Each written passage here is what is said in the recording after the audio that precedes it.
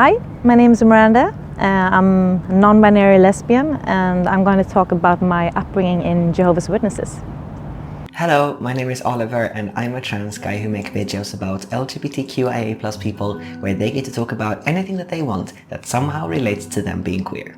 Almost a year ago, I met up with wonderful Miranda, and I have no idea why it's taken this long to getting down to edit this video. But here we finally are. My name is Miranda, and I'm from Stockholm. I live in Stockholm at the moment. I identify as non-binary. I'm a lesbian or queer. I go by he, she, them. Doesn't matter, whatever you want to call me. I grew up in Jehovah's Witnesses in a family of 5. My parents and I'm the oldest of 3 siblings. And I left the organization or this religious group for like 10 years ago because of me being gay. Let's take it from the beginning. Who are the Jehovah's Witnesses? Jehovah's Witnesses are known for preaching. They knocked on doors before, but now they stand in like subways and train stations trying to spread the word of us living in the last times with Armageddon, the destruction of this world as we know it now. And after that, there will be a paradise on earth where no one will grow old, no sadness, no sicknesses, everything is just happy and jolly. And they're also known for not taking blood. It's forbidden, and you can't be gay, you don't smoke, don't celebrate any occasions like birthdays, Christmas, or it's only weddings and celebration of God and Jesus. And it was in this setting that little queer Miranda grew up. I think I was in denial for a very long time of me being gay. I had a clue. I never had a crush on a guy, so that could have been a kind of clue. I thought I liked women or girls very much, but in my head it was as friends. And I started to realize that it was when I went to high school. I started having crushes on different girls, but I thought it was just a phase, like something everyone goes through. And in this religious group you can't talk about it, like being gay. So I had no one to vent this information with, and I really had problems with myself even feeling those feelings, because in Jehovah's Witnesses being gay is kind of almost in the same level as being a pedophile or a murderer. So it's like one of the worst things you can be. So I really pushed that away for a very, very long time until I was 18. I realized that this wasn't going away. It wasn't a phase anymore. So I started intensely praying and reading the Bible, because I was a very strong believer in their faith.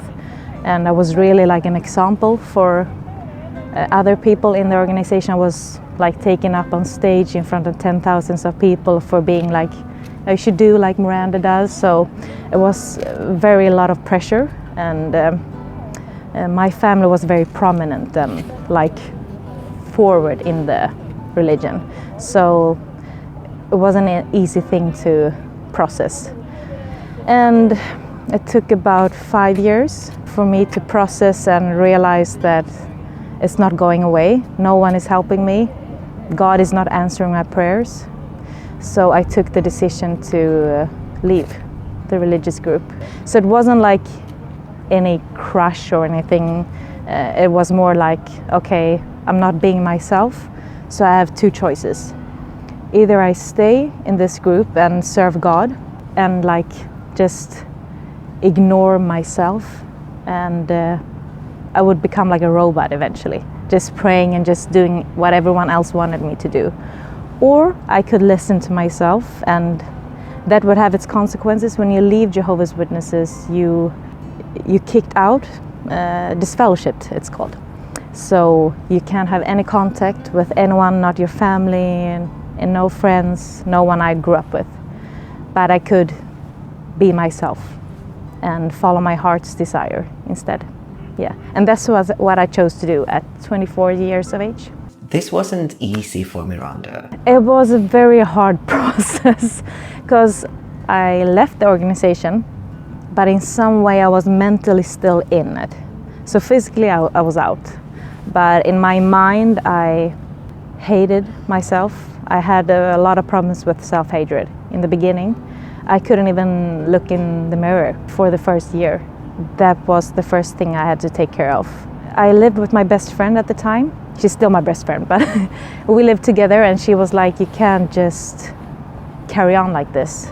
And something switched in me, and I felt, okay, I have sacrificed my family, all my friends, and I'm feeling this way, like something is still holding a grip of me, something I don't believe in, and something gave so much energy at, and I didn't receive anything back. So I started processing with trying to just look at myself in the mirror again and feeling like I was worth something.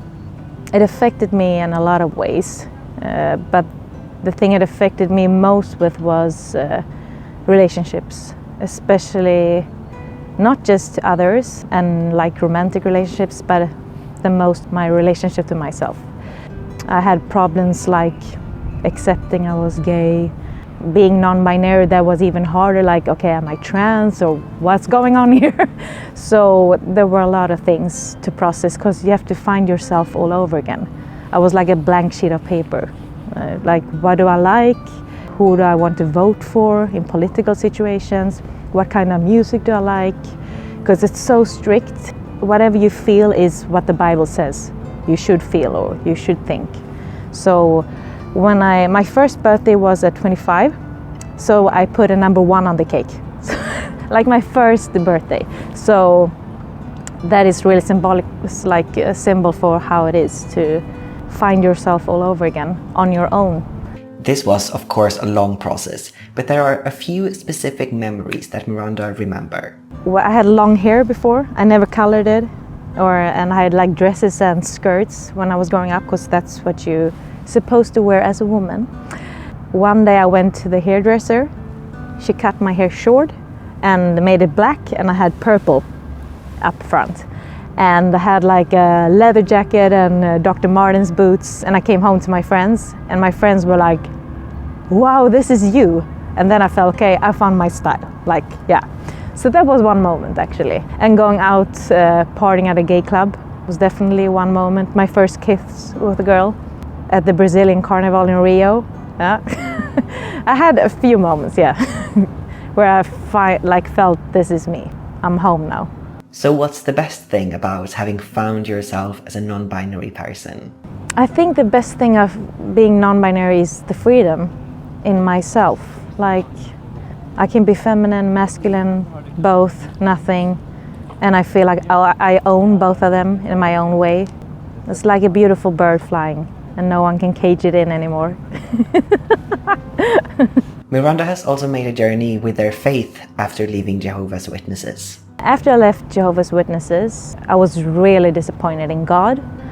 I gave so much of myself, and I didn't feel I received anything back, or he didn't help me with my gay issues.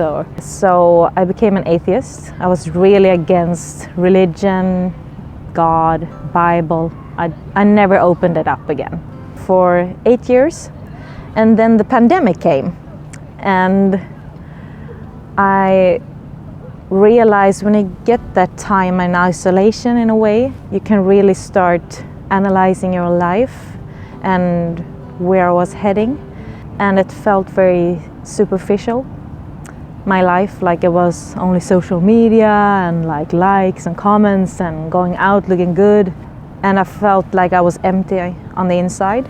So I started processing things with my younger brother that also left the religion, and we could process our upbringing together. And we also started reading about like other views on spiritual matters, and I had a healing experience that was really cool and really gave me new life in the spiritual side of things. So after the pandemic, I really became into spirituality, and spirituality that is loving and that is free. And I think that's important to remember, because I had like closed off this part of myself that I had done since I was born, I've been praying, I've been reading the Bible, I've been talking to God, and I just stopped. I think that does something to you, and I felt cramped up, like something. I was really empty, and I could find a sense of comfort again, that nothing's wrong with me, I'm loved, but I don't have to go to church, I don't have to go read the Bible. It's more the source, universe, Mother Earth, more like ancient way of seeing the planet and taking care of it and the universe that really resonated with me. And I feel also like I can have a viewpoint of things now, but they can change if I get other evidence or something else feels more right. And in that way, I think it's a much more loving way than having people putting them into squares and boxes and you have to follow this, you have to do this, otherwise God is really disappointed in you. Yeah, but that's not the way I live anymore. We're gonna end this video with a message to young, queer Miranda who was stuck within Jehovah's Witnesses. If I were to speak to myself when I was younger, I would say nothing is wrong with you. That's the obvious thing when you left and like time has passed and you can look backward, like look at your history.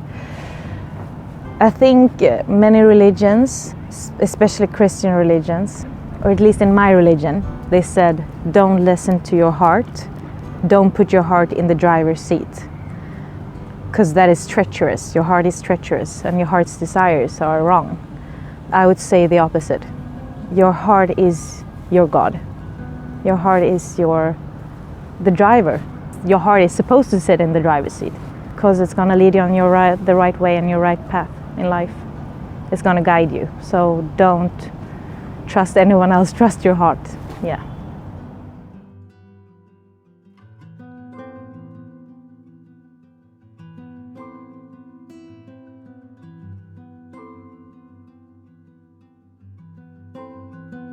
If you enjoyed watching that video, please like, comment, subscribe and share the video. I really appreciate you showing your love in that way. If you also want to support the channel financially, that's possible via Patreon, but really no pressure. See you next time.